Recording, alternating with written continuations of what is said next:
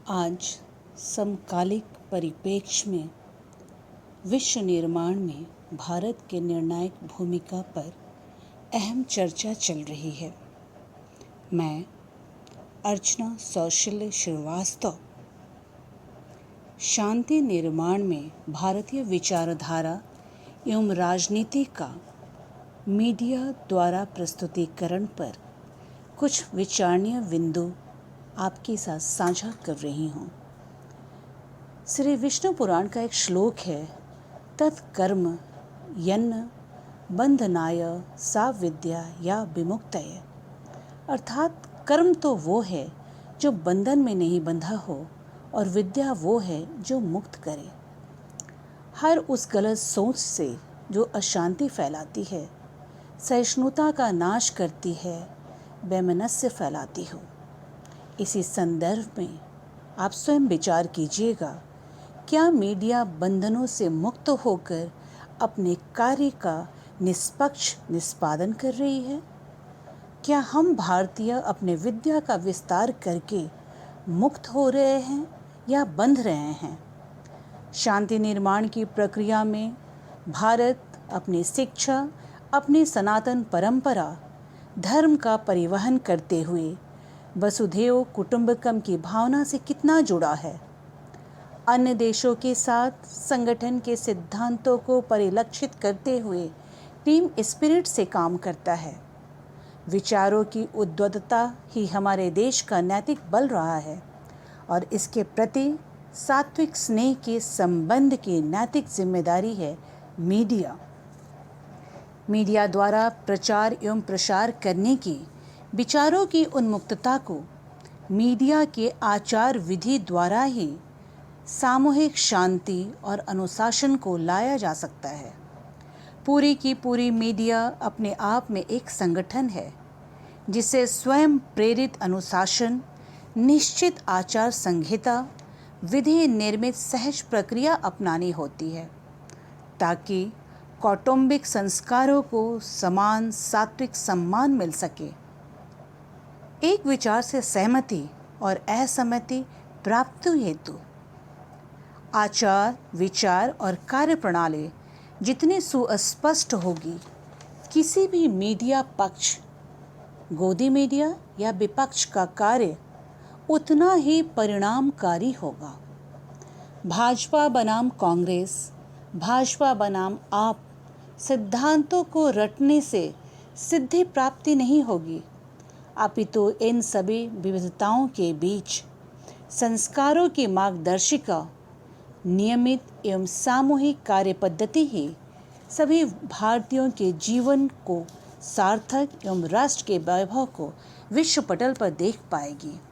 और यही बौद्धिक आधार हमारी मीडिया से अपेक्षित है, जिनके विचारों के उद्बोधन, शब्दों के चुनाव, कार्यक्रम वो गतिविधियाँ राष्ट्र निर्माण में सहायक बने, ना कि इसकी एकता और अखंडता का विनाशक। एक विचारणीय बिंदु है, राम को वनवास जाने का आदेश मिला। कैकेयी की बात सुनकर राजा दशरथ तो मूर्छित हो गए। फिर राम को वनवास जाने की आज्ञा किसने दी? निसंदेह पिता ने तो नहीं। मूर्छित होने के पहले यह माता पिता के बीच का संवाद था जिसे पुत्र ने नहीं सुना पर पुत्र ने अमल किया। दूसरा प्रश्न आपके सामने रखती हूँ, राम को जब आज्ञा पिता ने दी ही नहीं, फिर उस आज्ञा का पालन करके क्या राम ने धर्म का साथ दिया या अधर्म का? यह बिंदु बहुत विचारणीय है। आप खुद सोचिएगा। बातों को तोड़ मरोड़ देने से उसके क्या परिणाम निकलते हैं और वह कितना भयंकर हो सकता है, यह सब जिम्मेदारी बनती है हमारी मीडिया पर। मेरे इसी प्रश्न का उत्तर ही भारत की गौरव गाथा और व्यक्ति निर्माण में के कई एवं मंत्रा के संवाद के रूप में मीडिया द्वारा जनता तक, राम तक निर्णयों से अवगत कराने की जिम्मेदारी बनती है। अर्थात धर्म शांति की स्थापना में बहुत ही कर्मों की आहुति दी जाती है। उनके किस पक्ष को किस रूप में मीडिया जनता तक लाती है, उससे शांति होती है या अशांति, यह सबकी नैतिक सामूहिक जिम्मेदारी बनती है। जहाँ तक भारत का प्रश्न है, विश्व पटल पर इसके निर्णायक भूमिका की कुछ उदाहरणों द्वारा यह प्रश्न मैं आपके सामने छोड़ती हूँ, आप खुद निर्णय लीजिए। जब सारे विश्व के देश ईरान के पास परमाणु शक्ति होने का दावा कर रहे थे, उस समय यूपीए की सरकार ने 2005, 6 और 9 में ईरान के खिलाफ वोटिंग की थी और तब चीन एवं रूस ने भारत का साथ दिया था। पर उसी सरकार ने 8 जून 2022 को परमाणु शक्तियों का निरीक्षण करने की कार्रवाई के विरोध में 35 राष्ट्रों की बनी इंटरनेशनल एटॉमिक एनर्जी एजेंसी के board of governance America, Britain, Germany, France के द्वारा लाए गए प्रस्ताव के विरोध में वोटिंग की। और भारत का यह निर्णय किसी देश की मित्रता और एहसान का मोहताज नहीं था, क्योंकि भारत अपने गुटनिरपेक्षता, निष्पक्षता जैसी विदेश नीतियों को पुनः स्थापित करने का प्रयास करता है और जिसका पालन करते करते हम आज आज़ादी का 75वां साल मना रहे हैं। और उसी धर्मनिरपेक्षता, पंचशील, गुटनिरपेक्षता, शांति की स्थापना का मंथन आज तक जारी है। हमारे देश की ऐसी बहुत नीतियां हैं जिसे भारत ने रूस और यूक्रेन में भी निभाया। तुर्की ने भारत के गेहूं को इस आधार पर लेने से मना कर दिया कि इसमें पेस्टिसाइड्स बहुत ज़्यादा थे, पर इसका प्रतिशोध भारत ने निकाला नहीं, अपितु ईरान के परमाणु शक्तियों के निरीक्षण के विरोध में अपने स्वविवेक और मूल्यों की निरपेक्षता के संदर्भ में ईरान का साथ दिया, जिसने ताइवान की भी मदद की है।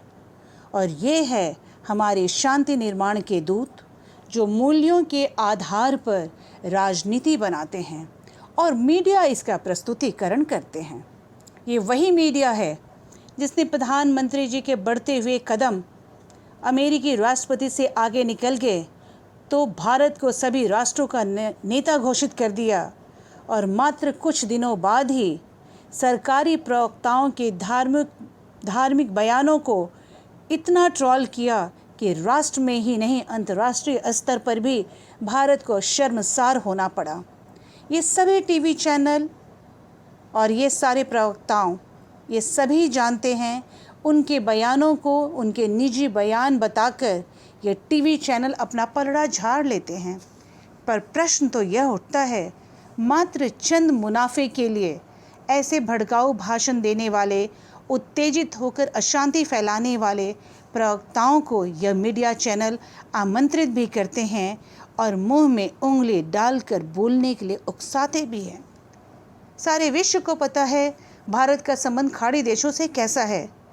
हमारे देश के लाखों जनसंख्या वहाँ मजदूर और तकनीकी ज्ञाता हैं। उनकी एयरलाइंस कंपनियाँ हमारे देश में करोड़ों का मुनाफा लेती हैं, परंतु सरकार के विवादित बयानों को इतना जल्दी ट्रोल किया जाता है कि शांति अशांति से होते हुए कानपुर के हिंसा में परिवर्तित हो जाती है। उस समय ये टीवी चैनल्स भूल जाते हैं भारत का अंतर्राष्ट्रीय पटल पर क्या अस्तित्व है। जब भी कोई नेता भारत के बारे में कुछ टिप्पणी करता है, मीडिया उसे शब्द को बार बार सुनाकर आम जनता को आक्रोशित करती है, विवेक शून्य बनाने की कोई कसर नहीं छोड़ती। यह मीडिया तो व्यक्तिगत विचार और शब्दों को राष्ट्रीय जनमत की आवाज़ बनाकर तब तक परोसती रहती है जब तक आम जनता का हाजमा न बिगड़ जाए। शायद आपको पता नहीं हो, पाकिस्तान, बांग्लादेश, चीन में भी हिंदुओं पर बहुत अत्याचार होते हैं, फिर भी भारत को इस्लाम विरोधी पेश किया जाता है। ये मीडिया चैनल यह क्यों नहीं बताती, भारत विश्व का वह तीसरा राष्ट्र है जहाँ मुस्लिम भाइयों की बहुत बड़ी जनसंख्या रहती है, पर आप विभत्स रूप प्रस्तुत करके जनमानस को उत्तेजित करते हो। यही वो भारत है जो धर्मनिरपेक्षता के सिद्धांतों का पालन करता हुआ ऑर्गेनाइजेशन ऑफ इस्लामिक कंट्रीज़ की सदस्यता हेतु कितने सालों से प्रयास कर रहा है, पर ये इस्लामिक देश भारत को सदस्यता देते ही नहीं। मीडिया इस बात को नहीं दर्शाता। मीडिया को अभद्रता, असभ्य लोगों से दरकिनार करना होगा। प्रबुद्ध जनता, हम और आप समाचार चाहते हैं, पर जिस तरह से मीडिया विषयों को तोड़ मरोड़ कर प्रस्तुत करती है, जिस प्रकार से प्रश्न पूछा जाता है और राष्ट्रीय हित पर आघात करते दिखता है, सकारात्मकता के बजाय नकारात्मकता एवं व्यंग्य का जिस प्रकार प्रयोग किया जाता है, वह कतई हम लोगों को रास नहीं आता। मीडिया राष्ट्रहित, सौहार्द, संबंध, पारिवारिक मूल्यों का राष्ट्रीय एवं अंतर्राष्ट्रीय हितों से समन्वय करने की दिशा में एक माध्यम है। अतः इसमें संस्थागत और ढांचागत सुधार लाना होगा। मोदी बनाम विपक्ष मीडिया को भी निष्पक्ष होना पड़ेगा, क्योंकि लोकतंत्र स्वस्थ बहस की मांग करता है। मीडिया को भी शांति निर्माण में वैचारिक रणनीति बनानी होगी। शब्दों के सही चुनाव एवं विषय को चुनना होगा, क्योंकि मीडिया किसी भी देश का वह चौथा स्तंभ है जो विचारों को उद्घोषित करता है। देश की परंपराओं, विदेशी नीतियों, सांप्रदायिक सौहार्द को जनता तक पहुंचाने का जरिया है। हमारे देश की मीडिया को रेडियो रावांडा नहीं बनना है, जिसने 1994 में रेडियो के माध्यम से 100 दिनों में 800 लोगों का नरसंहार करवाया और हुतू समुदाय ने इसी रेडियो का सहारा लेकर तुत्सी लोगों को सांप और तेलचट्टा बोलकर नागरिकों को हत्यारा बना दिया। क्या हम वही भविष्य देख रहे हैं? सरकार को पक्ष या विपक्ष, मीडिया गोदी या विपक्ष, प्रवक्ता पक्ष या विपक्ष, सभी को राष्ट्र निर्माण, राष्ट्रीय हित में बनाए गए लक्ष्मण रेखा के अंदर ही रहना होगा। और यही है हमारे राष्ट्र की रणनीति, जो विश्व पटल पर भारत को राष्ट्रगुरु बना रहा है। विदेशी नीतियों को भारतीय गृह नीतियों के साथ संतुलन रखना पड़ता है।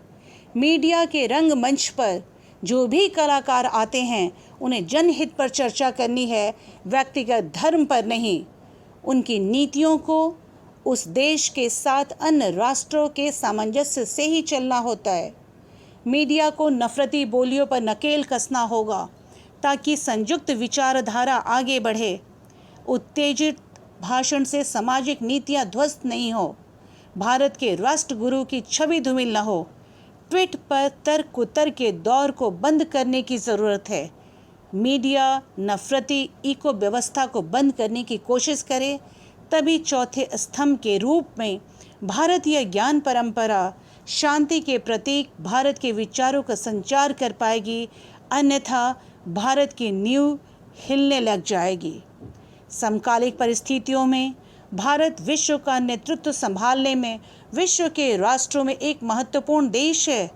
आज G7 की बैठक में अन्य महत्वपूर्ण बिंदुओं पर चर्चा कर रहे हैं और रूस इसका आज सदस्य भी नहीं है। इन सारी परिस्थितियों के संदर्भ में आप सभी बुद्धिजीवी खुद सोच सकते हैं, विश्व पटल पे आज भारत शांति निर्माण में किस तरह राष्ट्र गुरु बनता जा रहा है। जय हिंद।